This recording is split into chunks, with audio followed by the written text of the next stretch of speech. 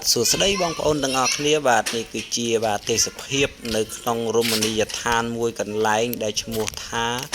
រមណីយដ្ឋានថ្មយក្សបងប្អូនបាទដែលកំពុងតែលាក់ខ្លួនស្ថិតនៅក្នុងស្រុកស្ទឹងហាវយើងនឹងខេត្តព្រះសីហនុបងប្អូនបាទហើយរមណីយដ្ឋាននេះដែរគឺមានទេសភាពស្រស់ស្អាតបងប្អូនបាទហើយគឺបងប្អូនចូលមកដល់គឺស្រស់ស្រាយតែម្ដងបងប្អូនបាទហើយរមណីយដ្ឋាននេះគឺមានផ្លូវចូល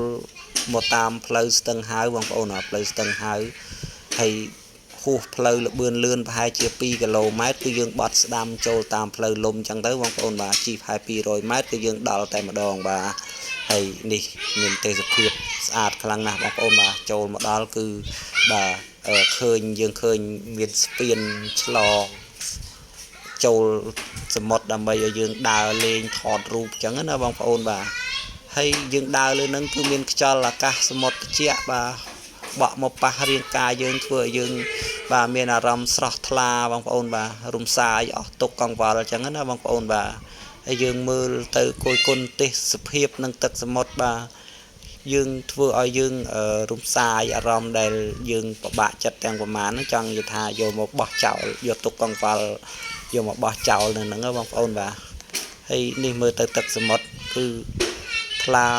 មើលឃើញដីមើលឃើញថ្មបងប្អូនបាទហើយអាថ្មល្បះហ្នឹងបងប្អូនបាទសិតតែ oyster បងប្អូនបាទហើយនេះគឺបងប្អូនគាត់មកលេងបងប្អូនបាទមកលេងបាទ Hello guys អ្នកទាំងអស់គ្នាអើយចង់និយាយថាម៉េចទៅស្បាយមែនតើ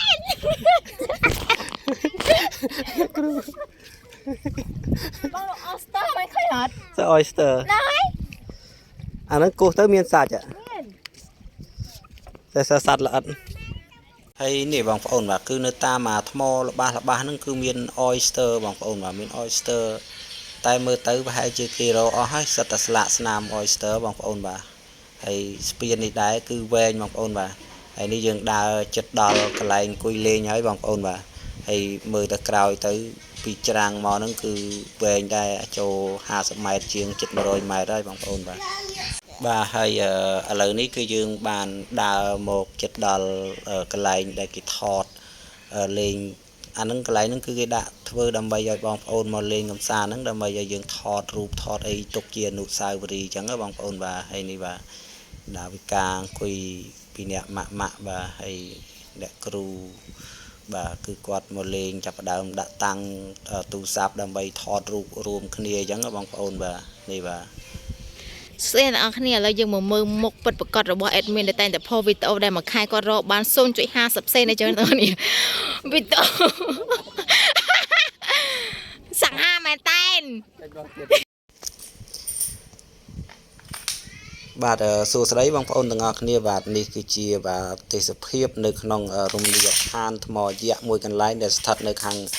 ស្រុកស្ទឹងហាវបងប្អូនបាទហើយខាងក្រោយខ្នងខ្ញុំនេះដែរគឺ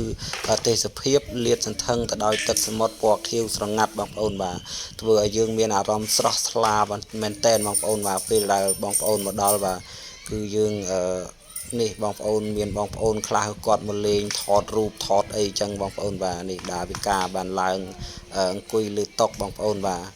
ហើយនេះគឺខ្ញុំមានអារម្មណ៍ថាស្រស់ថ្លាមែនទែនបងប្អូនបាទសូមទស្សនាទឹកសមុទ្របងប្អូនបាទនេះបាទគឺទឹកសមុទ្ររបស់យើងបាទគឺមានសភាពពណ៌ខៀវ